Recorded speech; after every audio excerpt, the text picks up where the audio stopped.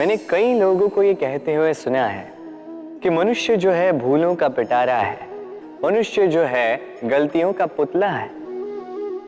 और ये सत्य है। भूल भला किससे नहीं होती है, हर एक से होती है, और एक नहीं अनेक भूलें होती हैं। किंतु स्मरण रखिएगा, उन्हीं के वस्त्रों पे कीचड़ लगता है जो कीचड़ साफ करने का प्रयास करते हैं। तो जहां प्रयास वहां भूलें तो होंगी। अब यदि आप कोई नया संकल्प करने जा रहे हैं, कोई बड़ा कार्य करने जा रहे हैं और आपसे कोई भूल हो जाए तो कोई बात नहीं, पश्चाताप ना करें। अपनी भूल को पहचानें, उसे समझें, उसे सुधारने का प्रयास करें और सबसे महत्वपूर्ण बात, अपनी भूलों से सीखें। उन्हीं के हाथों से लहू बहता है जो कांटों में छिपे उस पुष्प को निकालने का प्रयास करते हैं। स्मरण रखिए, जिसने जीवन में कभी कोई भूल नहीं की, उसने जीवन में कभी कुछ नया करने का प्रयास ही नहीं किया है। ये भूल आपका सबसे बड़ा शिक्षक है, तो इससे दुखी ना होइए, पश्चाताप ना करें, इस भूल का आदर करना सीखें। फिर देखिए, आप स्वयं को जीवन में और ऊंचा पाएंगे। ये वृक्ष देख रहे हैं आप, कितना हरा भरा, कितना सुंदर। इसकी शीतल छाया में सुख मिल जाता है। इसकी डालियों पर बैठे पंछी, इनकी वाणी सुनो तो थकान ही निकल जाती। किंतु क्या ये वृक्ष आरंभ से ऐसा ही था? क्या ये सदा ऐसा रहा? नहीं। प्रति वर्ष पतझड़ के निर्मम प्रहार इस पर पड़ते हैं, इसके पत्तों को सुखाते हैं, गिराते हैं, किंतु फिर भी ये वृक्ष अटल खड़ा रहता है। और फिर जब वसंत ऋतु आती है, इन्हें नया जीवन दे जाती है। इन पर पुनः नन्ही नन्ही सी कलियां खिलती हैं। इसने पतझड़ का सामना किया, इसलिए आज ये हरा भरा है। इसने पुराने पत्तों का शोक मनाने के स्थान पर परिवर्तन स्वीकार किया, इसलिए आज हमें यह सुख बांट सकता है। स्मरण रखिएगा, अत्यंत महत्वपूर्ण बात, परिवर्तन और पीड़ा, ये संसार के सबसे महान सत्य है। जिसने इन्हें स्वीकार कर लिया, मानो वो धन्य हो गए।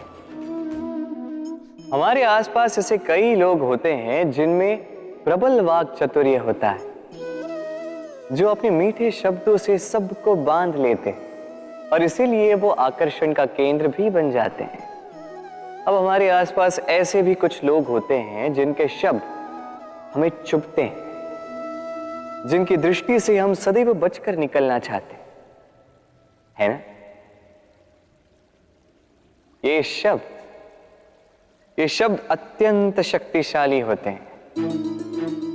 यदि ये शब्द नव प्राण फूंक सकते हैं, तो ये शब्द प्राण ले भी सकते हैं। जैसे एक शब्द मंत्र बनकर जीवन तार देता है, वही कोई दूसरा अपशब्द हमें दुख दे देता है, हमारे मन में क्रोध को जगाता है। क्यों? ये हमारे वचन अमूल्य है, ये हमारे शब्द ये ब्रह्म है। तो सोच समझकर मन के तुला में अच्छे से तोल कर इन शब्दों को मुख से निकालिएगा, क्योंकि इन्हीं शब्दों से आरंभ है और इन्हीं शब्दों पे अंत। मनुष्य में एक विशेषता है, और वो ये कि वो सदैव यही सोचता है कि सब में वही विशेष है। सदैव सर्वश्रेष्ठ कार्य करना चाहता है, सर्वश्रेष्ठ परिणाम पाना चाहता है, सदैव चाहता है कि हर स्थान पर उसे ही यश मिले। किंतु जब बात आती है प्रेम की, तो प्रेम एक ऐसा विशेष भाव है जो मनुष्य से कहीं अधिक है। प्रेम में जिस व्यक्ति से आप प्रेम करते हैं, उस व्यक्ति की प्रसन्नता आप सर्वश्रेष्ठ से भी श्रेष्ठ मानते हैं। उस व्यक्ति से यदि हार जाओ तो मुख पर कड़वाहट नहीं, होठों पर मुस्कुराहट आती है। जिसे आप प्रेम करते हो, यदि उसे हराकर आप जीत रहे हो तो ये जीत नहीं है, ये सबसे बड़ी हार है। तो अब चयन आपका है, आप क्या चाहेंगे? आप चाहेंगे कि प्रेम की जीत हो या आप चाहेंगे कि आपकी जीत हो? प्रेम, दाऊ मुझसे सदैव पूछते हैं कि कान्हा ये प्रेम अंततः है क्या? माना कि ये समर्पण है, माना कि एक दूसरे में खो जाना है, किंतु इसका अनुभव क्या है, इसका भाव क्या है? अब प्रेम को पूर्णतः परिभाषित करना कान्हा के वश में तो नहीं है, क्योंकि ये प्रेम है इतना महान। किंतु प्रेम के विशुद्ध अनुभव के बारे में मैं बता सकता, अपने अनुभव को लेकर। देखिए, ये प्रेम वो रंग है जो जीवन में रस भर देता है। ये प्रेम वो सोच जो पल भर में मुख पे मुस्कान ला देती है। प्रेम वो पुष्प है जो मन की बगिया को खिला देती है।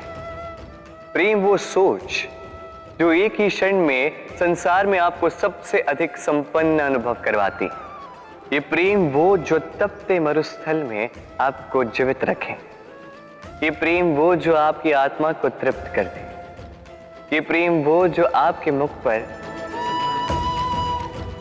मुस्कान ला दे, जैसे अभी इस समय राधा मेरे मुख पर ले है।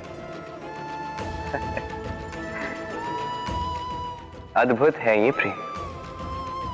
तो आइए इसी प्रेम के साथ कहें राधे राधे।